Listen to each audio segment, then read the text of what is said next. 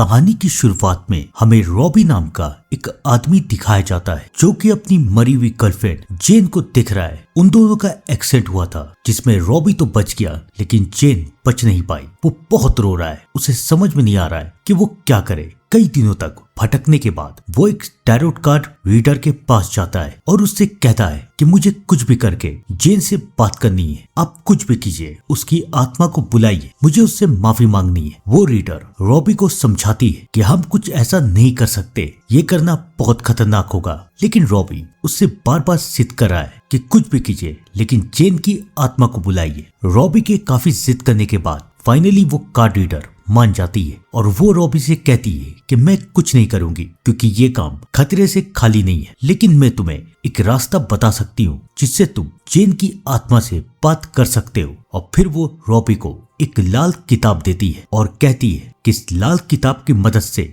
तुम जेन की आत्मा को नीचे बुला सकते हो, उससे बात कर सकते हो। लेकिन ध्यान रहे, जब आत्माओं की दुनिया का दरवाजा खुलेगा तो सिर्फ जेन की ही नहीं बल्कि कई सारी आत्माएं बाहर आएगी और उस लाल किताब की मदद से अपनी अपनी कहानियां तुम्हें सुनाएगी। तुम्हें उन सब की कहानियां सुननी है, तब आखिरी में तुम जाके जेन से बात कर सकते हो। लेकिन तुम्हें दो चीजों का ख्याल रखना है। पहला, ये काम तुम अकेले नहीं कर सकते, तुम्हें 3 लोगों की और जरूरत होगी। और दूसरा, चाहे कुछ भी हो जाए, कोई भी तुम्हें बुलाए, कोई भी तुम्हें भटकाए, कुछ भी हो जाए, इस रिचुअल्स को अधूरे में मत छोड़ना। जब तक कहानियां खत्म ना हो जाए तब तक वहां से मत उठना।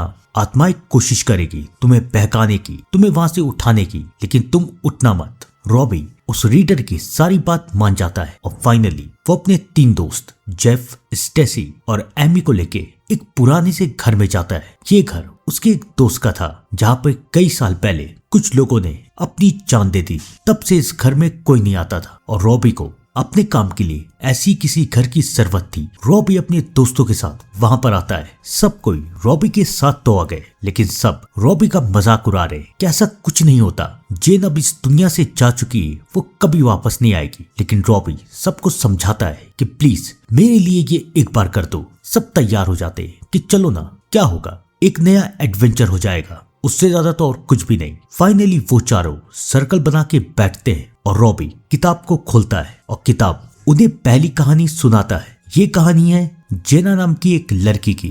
बचपन में उसके असली माँ बाप ने उसे छोड़ दिया था, लेकिन अब कई साल के बाद उसके माँ बाप उसे अपनाना चाहते थे, उससे मिलना चाहते थे। आखिरकार जेना भी ये बात मान गई और फाइनली वो कई सालों के बाद अपने मम्मी और पापा से मिलने के लिए जा रही है। उसके मम्मी और पापा यानी कि ईक और स्कारलेट एक छोटे से गांव में रहते थे, शहर से दूर जंगल के बीचों बीच। जेना अपने माँ बाप के पास पहुंचती है। वो काफी खुश है कि फाइनली उसे उसके माँ बाप मिल चुके हैं। लेकिन थोड़ी देर के बाद जब वो उनसे बात करती है तो उसे बहुत अजीब लग रहा है क्योंकि इस घर में अजीब अजीब चीजें हैं। वुडू डॉल, कुछ जादू की चीजें, कुछ किताबें और भी बहुत कुछ, और सबसे खास एक टेडी बियर जिसे देख के उसे बहुत अजीब लग रहा है। खैर, वो अपनी माँ से बात करती है और उसकी माँ उसे बताती है कि तुम्हें पता है, मैं और मेरे दोस्त बहुत ज्यादा पार्टी करते थे, हम लोग एंजॉय करते थे, मैं तुम्हें दिखाती हूँ। और उसके बाद स्कारलेट अपनी बेटी को सारे फोटोज दिखाने लगती है। लेकिन सारे फोटोज में स्कारलेट ने एक कॉस्ट्यूम पहना है, एक टेडी बियर का कॉस्ट्यूम। लेकिन क्यों? अब जेना को ये सब बहुत अजीब लग रहा है। स्कारलेट उससे कहती है, मैं ये कॉस्ट्यूम तुम्हें भी दूंगी, तुम्हें भी इसे पहनना होगा। लेकिन जेना अब बहुत तंग आ चुकी है, उसे डर भी लग रहा है, उसे यहाँ से जाना है। लेकिन जैसे ही वो जाने के लिए उठती है, एक उसे बताता है कि अभी जाने से कोई फायदा नहीं, इस गांव से निकलने का सिर्फ एक ही रास्ता है, एक शिप जो कि तुम्हें नदी से पार करवा सकती है। लेकिन अभी रात हो चुकी है तो वो शिप कल ही आएगी। एक रात की बात है, हमारे साथ रुक जाओ ना। मजबूरी में जेना को इन दोनों की बात माननी पड़ती है। काफी रात हो जाती है, 12, 1, 2। जेना को ऐसा लगता है कि उसके कमरे के बाहर कोई आ रहा है। उसकी आंख खुल जाती है, वो बाहर की तरफ देखती है तो वहां कोई भी नहीं है। वो फिर सोने की कोशिश करती है, लेकिन फिर उसे ऐसा लगता है कि उसके कमरे के बाहर कोई है। काफी टाइम तक ऐसा होता रहता है, लेकिन फिर जेना ये देखती है कि वहां पर एक साया आता है जो कि एक टेडी बियर की कॉस्ट्यूम पहना हुआ है। उसे लगता है कि शायद ये स्कारलेट है जो कि उसके साथ मजाक कर रही है। लेकिन फिर जब वो इस कॉस्ट्यूम को हटाती है तो वहां तो कोई है ही नहीं। जेना को बहुत अजीब लगता है। वो नीचे की तरफ जाती है तो उसे अब डर लग रहा है अब वो इस घर में एक सेकंड भी नहीं रुक सकती। वो भागने की कोशिश करती है, लेकिन फाइनली एक टेडी बियर उसके सामने आता है। जेना उसे देख के डर जाती है। वो अपने कमरे की तरफ भागती है, लेकिन वहां पर कोई और भी उसका इंतजार कर रहा था। एक साया जेना को बेहोश कर देता है और जब थोड़ी देर के बाद जेना की आंख खुलती है तो वो ये दिखती है कि स्कारलेट और एक ने उसे टेडी बियर का कॉस्ट्यूम पहना दिया है। वो चिल्लाती है, आप लोग ऐसा क्यों कर रहे हैं, क्या चाहते हैं? तब स्कारलेट अपनी बेटी को बताती है कि हम लोग शैतान के पुजारी हैं और शैतान ने हमसे ये कहा है कि अगर हम अपनी बेटी को इस कॉस्ट्यूम में रखेंगे तो हमारे पास पैसों की कभी कमी नहीं होगी, इसलिए अब तुम हमेशा हमारे साथ ऐसी ही रहोगी। जेना चिल्लाती रहती है, लेकिन उसकी चीख सुनने वाला दूर दूर तक कोई नहीं था। जेना मर जाती है। ये थी पहली कहानी। कहानी खत्म हो जाती है। इसे सुन के स्टेसी, एमी और जेफ तीनों के तीनों हंस रहे कि क्या बकवास कहानी, ऐसा कुछ नहीं होता। लेकिन रॉबी बहुत सीरियस है। उसे याद था कि रीडर ने कहा था कि एक कहानी जैसी खत्म हो अपनी गर्लफ्रेंड को बुलाना। वो चिल्लाता है, चेन चेन कहाँ हो तुम? लेकिन कोई आवाज नहीं आ रही। सब कोई हंस रहे, लेकिन रॉबी अभी भी हार मानने को तैयार नहीं। वो दूसरी बार चिल्लाता है, चेन चेन चेन। तभी दूर से किसी के चलने की आवाज आती है। उस आवाज को सुन के सब कुछ चौंक जाते हैं। स्टेसी और एमी दोनों डर जाती है, लेकिन जेफ को अभी भी ऐसा लग रहा है कि शायद कोई उनके साथ मजाक कर रहा है। लेकिन रॉबी को ये यकीन हो चुका है कि अब जेन की आत्मा यहाँ पर जरूर आएगी। फाइनली रॉबी दूसरी कहानी की तरफ जाता है। ये कहानी एक लड़की की है जिसका नाम था सोफिया। सोफिया को आत्माएं दिखती थी। वो हर जगह जाती थी तो सब जगह उसे बस आत्माएं दिखती थी, लेकिन ये हमेशा से था नहीं। एक बार उसका एक्सीडेंट हुआ और उस एक्सीडेंट में वो बच गई और तब से उसे मरे हुए लोग दिखते हैं। उसने सबको ये यकीन दिलाने की कोशिश की कि वो सच कह रही है, लेकिन किसी ने भी उसकी बातों का यकीन नहीं किया। धीरे धीरे आत्माएं उसके और करीब आने लगी और एक बार एक आत्मा ने उसे मार दिया और उसे आत्माओं की दुनिया में ले गई। यहाँ पर होती है ये दूसरी कहानी खत्म। कहानी खत्म हो चुकी है और रॉबी फिर चिल्ला रहा है, जेन जेन क्या तुम आ चुकी हो? जेन बताओ ना, कहाँ हो तुम? और उसके बाद वहां पर कुछ हलचल होती है। दरवाजे टूटने लगते हैं। आवाज और तेज हो रही है। अब सबको डर लग रहा है, लेकिन तभी रॉबी का ध्यान ऊपर की तरफ जाता है तो सच में वहां पर जेन आ चुकी है। लेकिन जेन सिर्फ उसे देख रही है। अब जेन को जिंदा देख के जेफ, स्टेसी और एमी तीनों की तीनों डर जाते हैं और वहीं दूसरी तरफ रॉबी बहुत खुश है। वो जेन से मिलना चाहता है, लेकिन स्टेसी उसे रोकती है कि ऐसा मत करो। उस रीडर ने मना किया था कि कुछ भी हो जाए इस सर्कल को तोड़ना मत। लेकिन रॉबी किसी की बात नहीं सुनता। वो वहां से भाग के ऊपर की तरफ चला जाता है। अब जेन को यहाँ देख के सबको यकीन हो चुका है कि जो रीडर ने कहा था वो सच है। रॉबी तो जेन के पीछे चला जाता है, लेकिन अब वहां पर तूफान आ रही है। सारे सामान गिरने लग रहे हैं। तीनों की तीनों समझ जाते हैं कि उन लोगों ने नियम को तोड़ दिया है, लेकिन अब क्या किया जाए? जेफ बहुत डर जाता है। वो किताब से पूछता है, क्या मैं यहाँ से जा सकता हूँ? क्या मैं यहाँ से जा सकता हूँ? प्लीज मुझे यहाँ से जाने दो। लेकिन किताब उसे मना करती है। जेफ किताब की बात नहीं सुनता।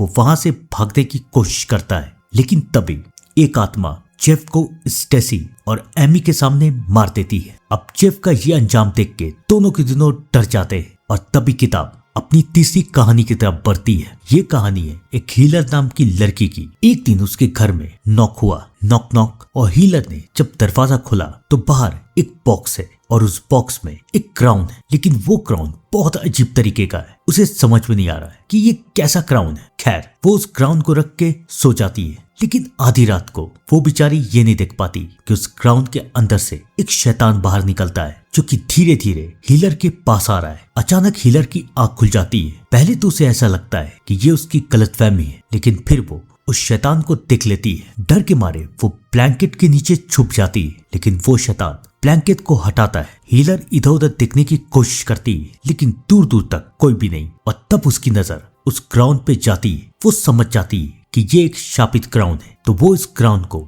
घर के बाहर फेंकती है। और वो जैसी ऐसा करती है, शैतान वहां पर आ जाता है और हीलर को मार देता है। अब यहाँ पर एक सवाल है कि ये क्राउन आखिर था क्या? तो ये क्राउन एक काला जादू का निशान था। जो भी अपने दुश्मनों को ये क्राउन भेजता था, ये क्राउन और उसका शैतान उस इंसान को खत्म कर देता था। तो हीलर के किसी दुश्मन ने हीलर को ये शापित क्राउन भेजा और इस क्राउन ने अपना काम कर दिया। यहाँ पर होती एक और कहानी खत्म। लेकिन अब स्टेसी और एमी को बहुत डर लग रहा है। दोनों रो रहे हैं कि प्लीज हमें जाने दो, हमने कुछ नहीं किया। स्टेसी लाल किताब से पूछ रही है, क्या मैं यहाँ से जाऊं? प्लीज मुझे यहाँ से जाने दो। लेकिन किताब उसे बार बार ना कह रहा है, नहीं नहीं नहीं। स्टेसी रो रही है, वो जाने की कोशिश कर रही है और तभी एक साया स्टेसी को उठा के ले जाता है। एमी स्टेसी को उठाने की कोशिश करती है, तब स्टेसी हंसती है और फिर एमी ये देखती है कि स्टेसी के अंदर एक आत्मा ने अपना कब्जा कर लिया है और फिर वो स्टेसी को मार देती है। सब मर चुके हैं, एमी बाकी है और याद रखिएगा रॉबी भी बाकी है, जो कि बाहर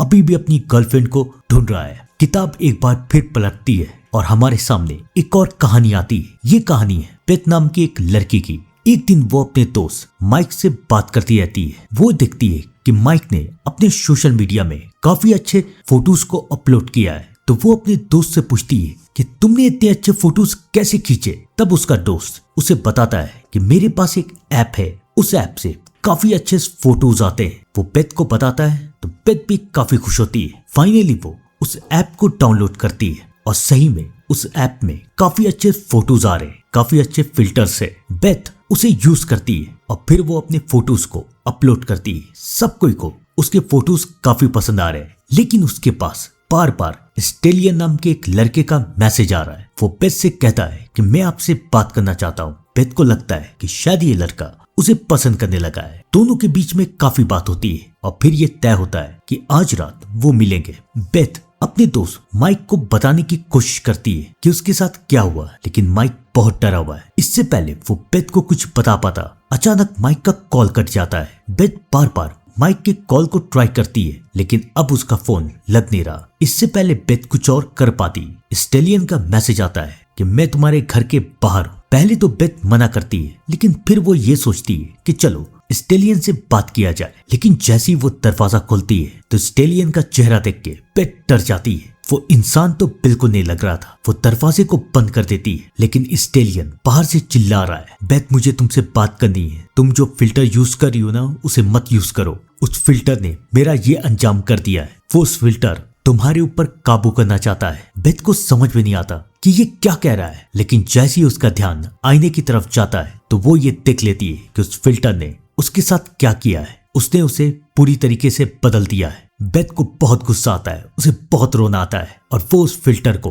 अनइंस्टॉल करने की कोशिश करती है। स्टेलियन बाहर से चिल्लाता है, ऐसा मत करना। लेकिन अब बहुत देर हो चुकी है, क्योंकि अब बेथ उस फिल्टर के अंदर ऐड हो चुकी है। ये एक शैतानी फिल्टर था, या कहूँ एक शापित, जो कुछ पल की खुशी तो जरूर देता था, लेकिन साथ ही साथ आपको अपना गुलाम बना देता था। यहाँ पर होती है एक और कहानी खत्म। एमी बहुत डरी हुई है। जेफ और स्टेसी मर चुके थे। रॉबी का कोई अता पता नहीं। एमी समझ चुकी थी अगर वो यहाँ पर रही तो वो बचेगी नहीं। किसी तरीके से वो हिम्मत जुटा के बाहर की तरफ भागती है, लेकिन जैसे ही वो कार स्टार्ट करती है तो फाइनली जेफ की आत्मा अब उसके पीछे आ जाती है और वो एमी को भी मार देती है। आपको क्या लग रहा है सारी कहानियां खत्म? नहीं, एक कहानी अभी भी बाकी है। किताब एक बार फिर पलटती है और हमें दिखाई जाती है एक आखिरी कहानी। ये कहानी एक लड़की की है जो कि जंगल के बीचों बीच अकेली रहती थी। एक दिन उसके घर पे नॉक हुआ। Knock knock. उसने दरवाजा खोला तो उसके घर के बाहर एक संदूक है। उसने उस संदूक को उठाया, लेकिन इससे पहले वो उसे खोल पाती,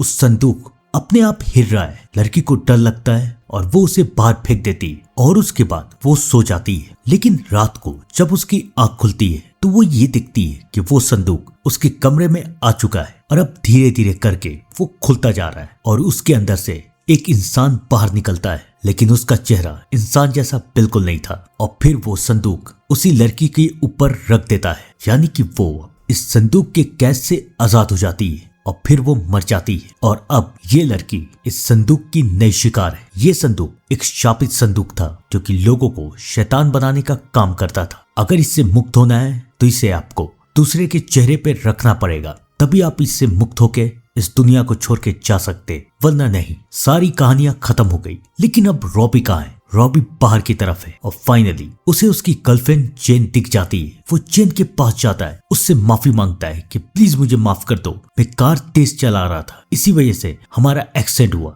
रॉबी उससे माफी मांग रहा है, लेकिन बेचारा ये नहीं देख पाता कि ये अब जेन नहीं, रॉबी ने नियम को तोड़ दिया था, तो अब उसकी सजा इसे मिलनी ही थी और आत्माएं रॉबी को भी मार देती है और यहाँ पर होती है ये कहानी खत्म। लेकिन वो लाल किताब अभी भी है। आपको क्या लगता है, क्या इस कहानी का पार्ट 2 बनेगा? कमेंट करके जरूर बताइएगा। तब तक के लिए thank you and good bye.